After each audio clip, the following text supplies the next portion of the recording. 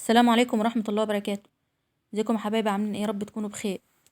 النهارده بقى ان شاء الله هنعمل معاكم البرجر بطريقة يعني سهلة وبسيطة وفي البيت. يعني عارفين الاطفال بقى بيحبوا الحاجات ديت، فاحنا بقى نعملها لهم في البيت يعني احسن من بره ورخيصة، ما بتكلفش يعني كتير. عارفين بقى دلوقتي ان كل حاجة غليت، احنا بقى كل حاجة نعملها لهم في البيت دلوقتي. ما شاء الله طلع بالجمال ده كده زي ما انتوا شايفين. وكمان العيش عاملاه في البيت، يعني ما انا كنت عاملاه معاكم الفيديو اللي فات بتاع البرجر. بصراحة كان روعة خالص. ندخل بقى على الطريقة والمقادير على طول. دي بقى معايا كل المقادير. معايا لحمة، ده نص كيلو لحمة. ممكن بقى انتوا تستخدموا الكمية اللي انتوا عايزينها. وديت كل التوابل. معايا توم بودر وبصل بودر وبابريكا وسماق وبهارات لحمة وشوية بيكنج باودر. ودول 3 معالق كبار بقسماط او عيش يعني ناشف مطحون. ده كان عيش عندي فينو كده كان ناشف، فانا كنت طحناه في الكب. هنقلبهم بقى كويس وبعد كده بقى هنضربهم في الكبة ونرجع لكم. هنا بقى بعد ما ضربتهم عشان عايزاهم يبقوا يعني ناعمين كده وكل التوابل تخلط مع اللحمة،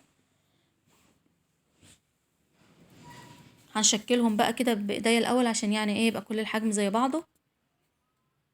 وبعد بقى كده نعمله بقى ايه معاكم بالاداة بتاعة البرجر.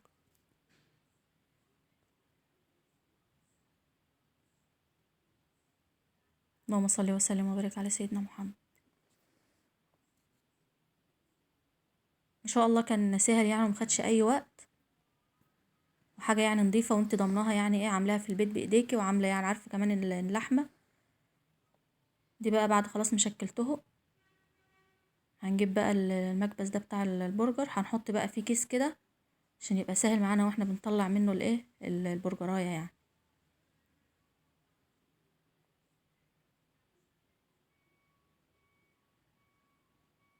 هنا بقى ايه شكلها يعني ما شاء الله.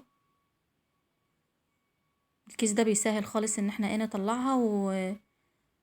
وممكن بقى اللي عاوز يخزن يعني ممكن يعمل كده ويحطهم بقى في الفريزر، منين بقى ما يحتاج يعني يبقى جاهز ايه يطلعه على السوا على طول.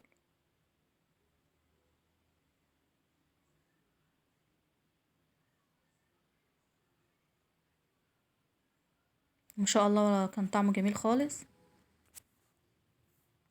واهم طبعا ما في الموضوع ان هو يعني عجب الاولاد. انتوا عارفين يعني احنا بنعمل حاجه عشان ايه تعجبهم يعني ويحبوها وياكلوا يعني اكل البيت.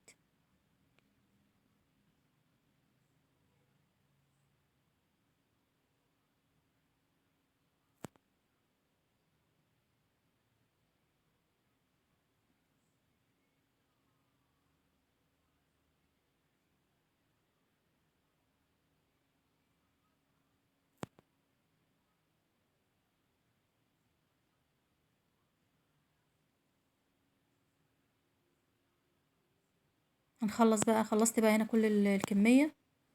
هنحطها بقى في الفريزر كده شويه على ما نيجي ايه نسويه. يعني كنت عاملاه بدري شويه فحطيته بقى في الفريزر، ولما نيجي بقى نسويه هنوريه لكم ان شاء الله.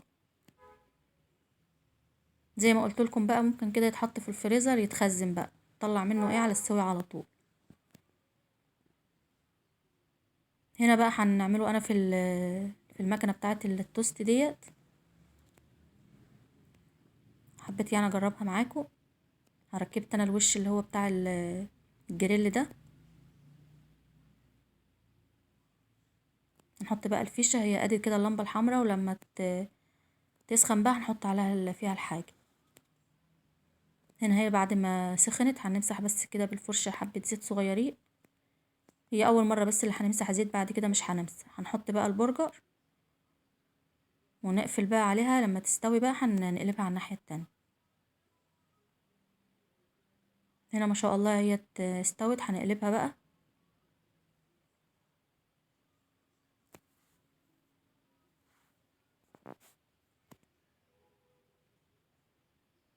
هنا بقى ما شاء الله البرجر استوى. كان عندي جبنه شيدر كده، حبيت يعني احط منها اي حته كده على البرجر.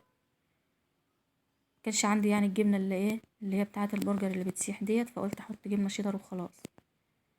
وده بقى العيش هنحط بقى كده، عامله صوص انا طحينه كده خفيف. وعندي برضو الخاص اللي هو الكابوتشا. الحشو بقى ده ايه اللي الطريقه يعني اللي انتوا بتحبوها يعني. وعندي بصل مقطعاه كده شرايح وحط عليه ايه شويه سمان. هنا بقى نجهز معاكم السندوتش بقى جاهز يعني البرجر. نحط بقى كمان 2 ونسيبهم برضو يستووا.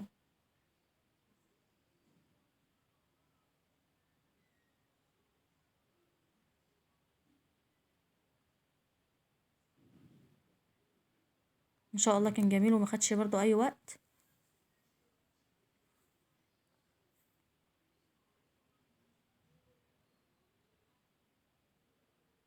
والمكنه دي ما شاء الله ما بتطولش يعني في السوا، بتاخدش وقت.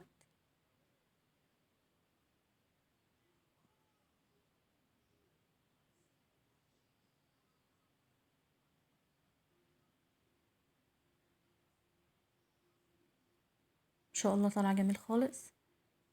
حطيته بقى هنا في الطبق بتاع التقديم، وحطيت معاه ايه طبق كده صوص الطحينة عشان اللي عاوز يزود يعني. ده بقى الشكل النهائي للبرجر بتاعنا بتاع النهارده. اتمنى بقى ان شاء الله الوصفه تعجبكم وتجربوها، وما تنسوش بقى تعملوا لايك وشير للفيديو وتفعلوا الجرس عشان يوصل لكم كل جديد.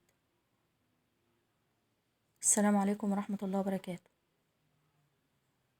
مع الف سلامه.